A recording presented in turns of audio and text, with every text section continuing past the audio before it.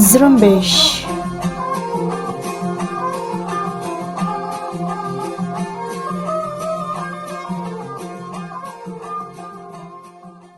آج 18 اپریل اتوار کا دن اور سال 2021 ہے۔ یہ ریڈیو زرمبش اردو کی آواز ہے۔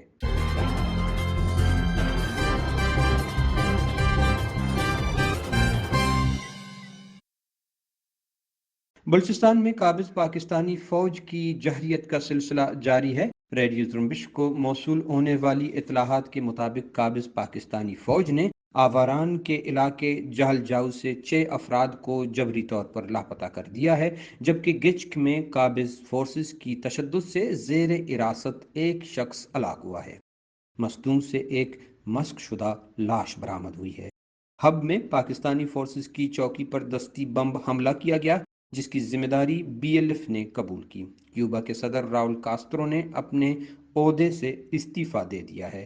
ان خبروں کے ساتھ ساتھ مزید خبریں بھی نیوز بلیٹن میں شامل ہیں۔ آئیے سب سے پہلے بلوچستان سے متعلق خبریں سارین بلوچ سے سنتے ہیں۔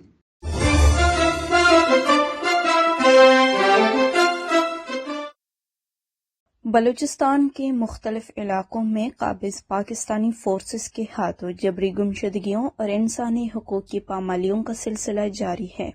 ریڈیو زرمبش کو موصول ہونے والی اطلاعات کے مطابق قابض پاکستانی فورسز نے آواران کے علاقے جہل جھاؤ میں پاہو کے مقام سے 6 افراد کو حراست بعد نامعلوم مقام پر منتقل کر دیا ہے، جن میں سے 4 کی شناخت مولا بخش ولد عمر، جمل ولد عمر، غلام نبی ولد بجار، رحمو ولد کریم داد کے ناموں سے ہوئی ہے۔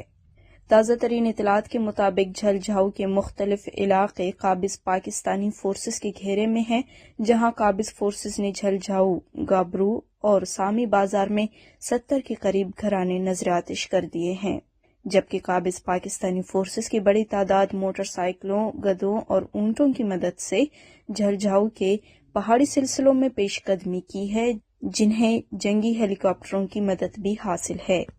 دوسری طرف پنجگور میں گچک ٹوبہ میں قابض پاکستانی فورسز نے دوران حراست ایک نوجوان کو تشدد کر کے قتل کر دیا ہے۔ ہمارے نامہ نگار کے مطابق اختر ولد رضا محمد نامی نوجوان کو قابض پاکستانی فوج نے جہریت کے دوران گرفتار کر کے ٹارچر سیل میں شدید تشدد کا نشانہ بنایا تھا اور شدید زخمی حالت میں اسے لواحقین کے حوالے کیا گیا، جو علاج کے لیے خضدار منتقل کرتے ہوئے دم توڑ گئے۔ ہب میں نامعلوم افراد نے قابض پاکستانی فورسز کی چوکی پر دستی بم سے حملہ کیا ہے اور فرار ہو گئے ہیں۔ ریڈیو زرمبش کو ملنے والی اطلاعات کے مطابق نامعلوم افراد نے ہب میں گیٹرون کمپنی کے سامنے قائم FC چیک پوسٹ پر دستی بم پھینکا، جس کے نتیجے میں ایک بچے سمیت 3 افراد زخمی ہوئے۔ دوسری طرف پنجگور میں مسلح افراد نے قابض پاکستانی فوج کی سرپرستی میں قائم ڈیتھ اسکواڈ کے کارندے کے گھر پر حملہ کیا ہے۔ مقامی ذرائع کے مطابق مسلح افراد نے پنجگور کے علاقے بونستان میں شکیل عرف شکو ولد ڈاکٹر عبدالحمید نامی شخص کے گھر پر مختلف ہتھیاروں سے حملہ کیا۔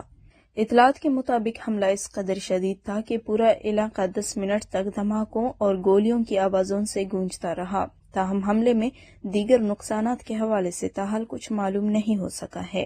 ہب میں قابض پاکستانی فورسز کی چوکی پر حملے کی ذمہ داری بلوچستان لبریشن فرنٹ کے ترجمان میجر گوہرام بلوچ نے قبول کرتے ہوئے کہا ہے کہ ہب شہر میں نظر چورنگی پر قابض فوج کی چوکی پر دستی بم سے حملہ کیا، جو چوکی کے اندر گرا، جس سے ایک ریاستی اہلکار ہلاک ہوا اور حملے کے رد عمل میں پاکستانی فوج کی فائرنگ سے متعدد راہگیر زخمی ہوئے۔ میجر گوہرام بلوچ نے ایک اور بیان میں کہا ہے کہ جمعرات کے روز کیچ میں مند کے علاقے بانسر میں ایک نئی تعمیر شدہ چوکی پر بلوچ سرمچاروں نے سنائپر اور بھاری ہتھیاروں سے حملہ کر کے قابض فوج کے 2 اہلکاروں کو ہلاک کیا۔ بلوچ نیشنل موومنٹ کے مرکزی انفارمیشن سیکریٹری دل مراد بلوچ نے بلوچستان میں قابض پاکستانی فوج کے ہاتھوں مارچ سال 2021 میں انسانی حقوق کی پامالیوں کی تفصیلی رپورٹ جاری کرتے ہوئے کہا ہے کہ مارچ کے مہینے میں قابض پاکستانی فوج نے بلوچستان کے طول و عرض میں 77 فوجی جارحیت اور چھاپوں میں خواتین سمیت 75 افراد کو حراست میں لے کر جبری طور پر لاپتہ، 7 افراد قتل، درجنوں گھر نظر آتش جبکہ 50 سے زائد مال مویشی لوٹ لیے۔ 28 افراد پاکستانی فوج کے زندانوں سے بازیاب ہوئے۔ جبری گمشدگی کے شکار دیگر 2 افراد کو منظر عام پر لایا گیا لیکن انہیں مختلف جیلوں میں رکھا گیا ہے۔ قتل ہونے والے افراد میں سے 5 فوج کے زیر حراست تھے جبکہ 2 افراد کو پاکستانی فوج نے فائرنگ کر کے قتل کر دیا۔ دلمراد بلوچ نے کہا کہ پاکستانی فوج بلوچستان میں انسانی حقوق کی دھجیاں اڑا رہی ہے۔ وسیع پیمانے پر جاری بلوچ نسل کشی میں گزرتے وقت کے ساتھ شدت لائی جا رہی ہے جبکہ بلوچ قومی تحریک آزادی سے عملی طور پر وابستہ سرگرم جہدکاروں کو اجتماعی سزا کا نشانہ بنا رہی ہے۔ اجتماعی سزا کے طور پر فوج جہدکاروں کے رشتہ داروں کو جبر و تشدد کا نشانہ بنا رہی ہے۔ اس پالیسی کے تحت پاکستان بلوچ قوم کو آزادی کی تحریک سے دستبردار کرنے کی کوشش میں ہے۔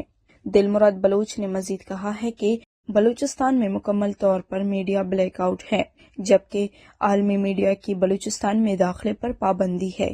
دلمراد بلوچ کا کہنا تھا کہ عالمی میڈیا سے منسلک نمائندوں کا فرض بنتا ہے کہ وہ پاکستان کی اس غیر قانونی پابندی کو دنیا کے سامنے لائیں تاکہ دنیا بلوچستان میں جاری ریاستی دہشت گردی سے باخبر رہے۔ مستنگ کھڈکوچہ میں کابو اور کوہک کے درمیانی پہاڑی سلسلے مرغے سے لیویز اہلکاروں کو ایک نامعلوم شخص کی مسخ شدہ لاش ملی ہے جو پرانی اور ناقابل شناخت ہے۔ اطلاعات کے مطابق لاش صرف ہڈیوں کا ڈھانچہ رہ گیا ہے۔ لاش کی جسم پر نیلے رنگ کے کپڑے اور جیب سے ایک چابی ملی ہے۔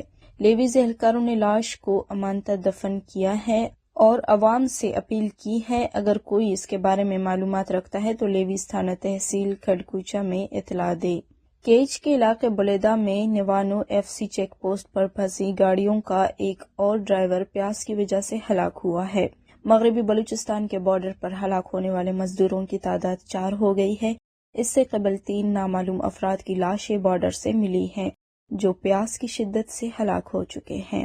بارڈر پر پیاس کی شدت سے ہلاک ہونے والے شخص کا نام فضل ولد سبزل بتایا جاتا ہے جو کولوائی بازار آبسر تربت کا رہائشی ہے۔ کوئٹہ میں مسلح افراد کی فائرنگ کے نتیجے میں ایک شخص ہلاک ہوا ہے۔ فائرنگ کا واقعہ سریاب روڈ پر صدام پھاٹک کے مقام پر پیش آیا۔ لسبیلا میں ایک مسافر بردار کوچ نے باپ بیٹے کو کچل دیا ہے جو موقع پر ہلاک ہو گئے ہیں۔ تفتان میں آر سی ڈی شاہراہ پر پک اپ اور موٹر سائیکل کے درمیان تصادم کے نتیجے میں 3 افراد زخمی ہوئے۔ کوئٹہ میں کرونا وائرس کے پھیلاؤ کے باعث مزید 2 اسکول بند کر دیے گئے جس کے بعد شہر میں 2 روز کے دوران بند کیے گئے اسکولوں کی تعداد 6 ہو گئی۔ ضلع ایجوکیشن آفیسر کوئٹہ کے مطابق اساتذہ اور طلباء میں کرونا وائرس کی تشخیص کے بعد کوئٹہ کی government girls high school Hazara town اور گورنمنٹ بوائز ہائی اسکول وحدت کالونی کو 15 اپریل سے 21 اپریل تک 7 دنوں کے لیے بند کر دیا گیا ہے۔ محکمہ تعلیم کا کہنا ہے کہ اسکولوں کو محکمہ صحت کے ذریعے ڈس انفیکٹ کروایا جائے گا۔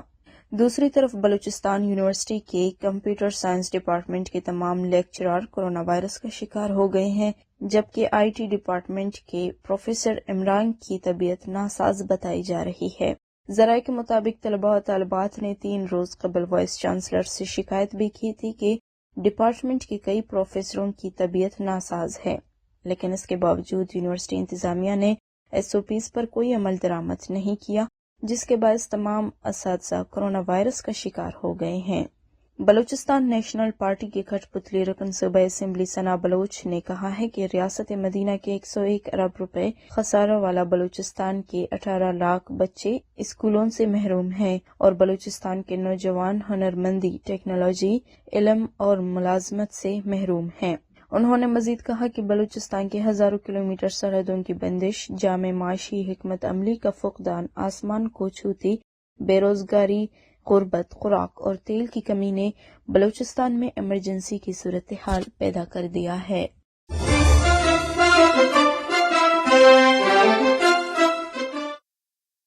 یہ تھی سارن بلوچ۔ اب علاقائی اور عالمی خبریں خلیل واڈیلا پیش کریں گے۔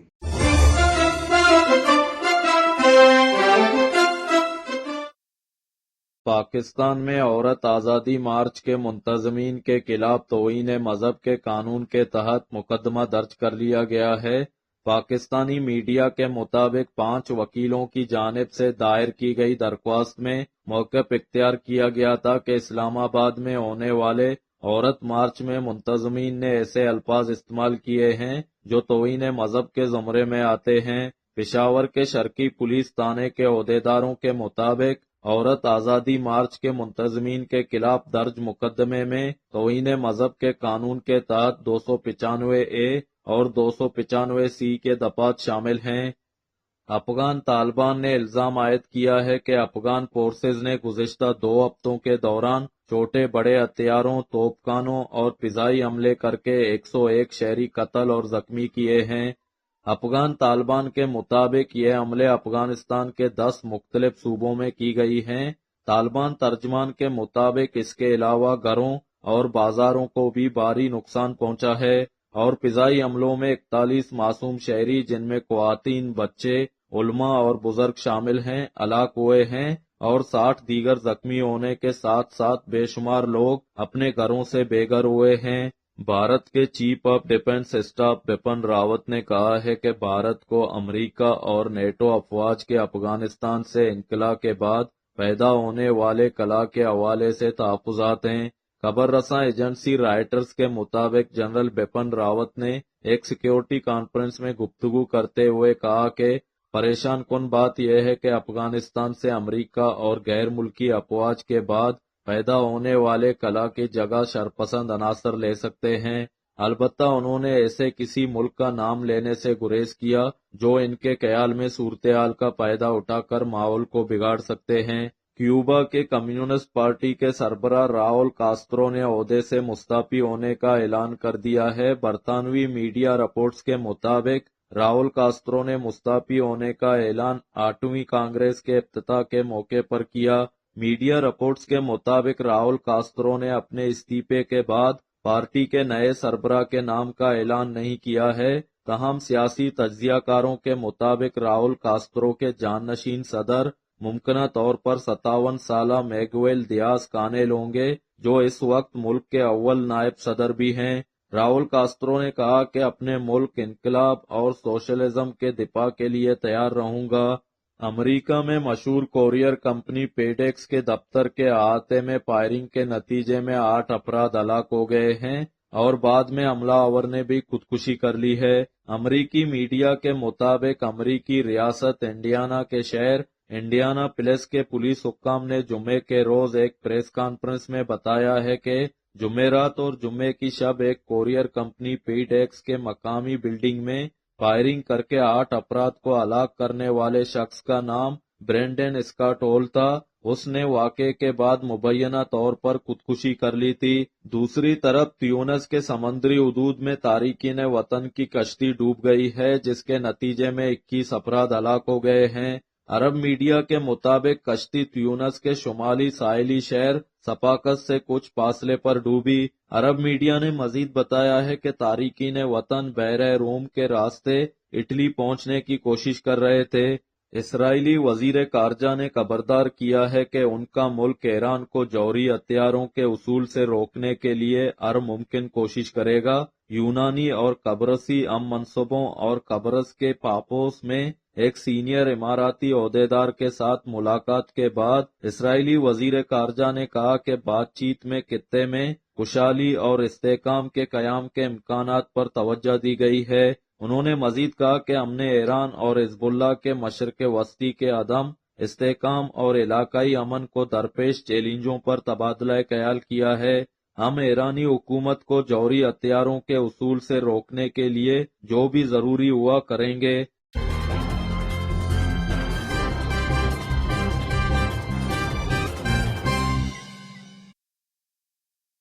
اسی کے ساتھ ہی نیوز بلیٹن کا اختتام ہوتا ہے۔